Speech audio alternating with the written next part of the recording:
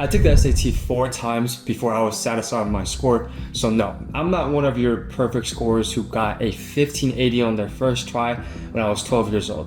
So I know that this video will help you because I've personally put hundreds of hours into studying and I've made a studying schedule just for you. If you don't have too much time and you can't watch the full video, these are the steps that I'm going to cover. First, you gotta take a diagnostic test on College Board to assess your weaknesses. And then you gotta know which sections are easiest to improve for you to prioritize. Third, you gotta use College Board Question Bank for you to drill out all those questions that you missed and were confused on your practice tests. And the next step is to just prioritize on your math, your English, and your reading sections using textbooks and using personalized studying methods. Next, you're gonna need to commit to a studying schedule that you're gonna have to follow over summer or during your school year. And lastly, I'm gonna lay out some last minute tips in case you procrastinated and for the day of your SAT.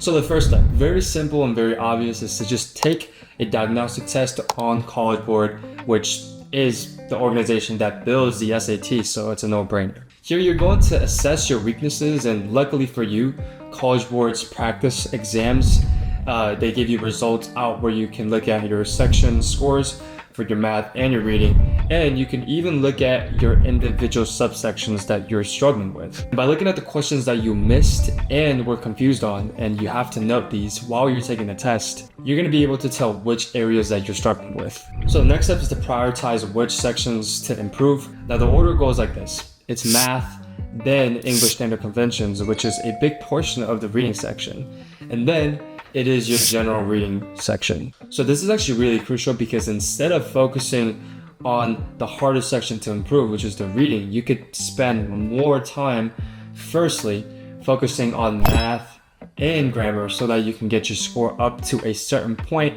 and then you can raise up your reading if you really want that top-notch score. The next step is to drill out the College Board question bank. Here's an interesting fact. The SAT is a standardized test, which means that you can work on pattern recognition to improve your score over time. So this simply means that the more questions that you see, the more you're able to recognize these types of questions. And there is like a direct correlation to how many hours you spend on the SAT to how much your scores can improve. Now you remember the practice test that you took in step 1. Now you're going to focus on those subsections that you missed or were confused on, and this is really important for you to find these questions, these types of questions on these subsections and these sections to drill out these questions. For example, I suck at geometry questions. So starting from these easy questions, and they have these difficulties from easy, medium to hard, I'm going to drill the frick out of these questions. And after each question that I answer, I'm going to look at the answer and the explanation.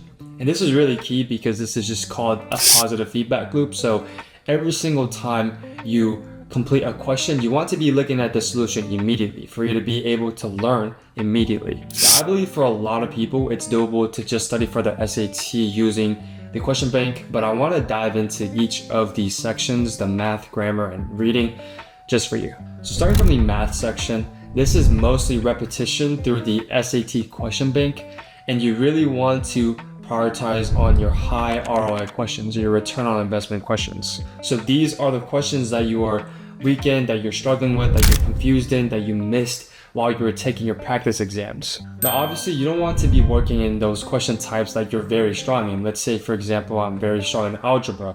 Then I don't want to be studying for algebra, obviously. I want to be studying for something that I'm weak in, like, for example, geometry. Now, for those of you who want to get a 750 and above, which I think majority of you should be aiming for, I really recommend you this textbook that I use to get me above a 1500 and a perfect score on the math section, which is the Dr. John Chung's math book. There's a digital SAT version of that. I think it's very amazing. Now, moving on to the grammar section of the SAT, I think this is one of the easier sections as well because these are just rules that you need to master, and the more you come upon these questions, again, pattern recognition, just the better you're able to do on the grammar section. So a easy prep book that I really recommend all of you guys is the SAT Grammar by Erica Meltzer. Covers all the basics. Moving on to the hardest section, and the section that I freaking hated the most on the SAT is the reading section. I think this is the toughest part of the SAT because it's not like math or like grammar where you can just learn rules, but it's more subjective than that. And this is also where you have to drill out question bank and possibly even get mentors or tutors or other peers to look at how you approach and solve these questions. I recommend this Hayden Rhodes video of how he approaches the SAT reading section, and seeing these perfect scores or high 1500 scores approach these reading questions, I think will really ground up your foundation to how to approach these questions. For the reading section, I recommend the same author, Erica Meltzer's SAT reading. I think it has a good foundation for you to be able to approach the reading section. Now that we learned how to study for each section and how to be able to rep out your question bank, now you want to commit to a studying schedule. So this was my studying schedule during my sophomore year summer, and it wasn't perfect because I didn't prioritize, like I mentioned, math and grammar and then reading, but rather I did the opposite because I wanted to focus on the reading section. But essentially, on the weekdays I would practice for all of the sections, the math, grammar, and the reading, and then on Sunday or on Mondays I would be reviewing the practice exams for both of the questions that I was confused on and that I missed. So during the summer, I recommend you to study 1 to 3 hours a day, focusing on these sections of the SAT. And on the weekends, I recommend you to take the practice exam for you to really be able to drill out what you learned from it. But I would do what's called a post-mortem, where I would review my questions using a couple of questions that I generated, which is first, what are the topics that I missed for these questions? And second, why did I miss these questions? Was it a careless mistake? Was it a miscomprehension? Or was it just a context gap where I just didn't know the material itself? And third, this is the most important question I would be asking myself: how would I be able to do better next time? Be able to spot these mistakes and be able to actually get these questions correct next time.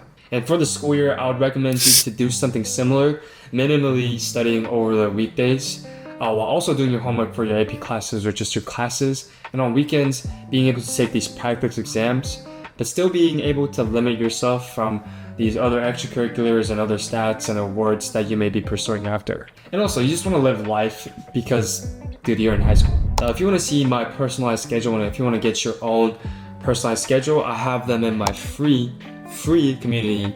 You can just get the link down below. It takes like 10 minutes or 10 seconds to sign up. All right, now moving on to the last minute tips. Let's talk about the day before the SAT. This is my take. You shouldn't be trying to cram in another 8-hour studying session because that's going to overload your brain, but rather you should be doing minimal studying, if not even doing any studying. Lastly, I want you to know that the SAT is not everything. I was able to get into Stanford with a minimal score, which was a 1510 with a super score.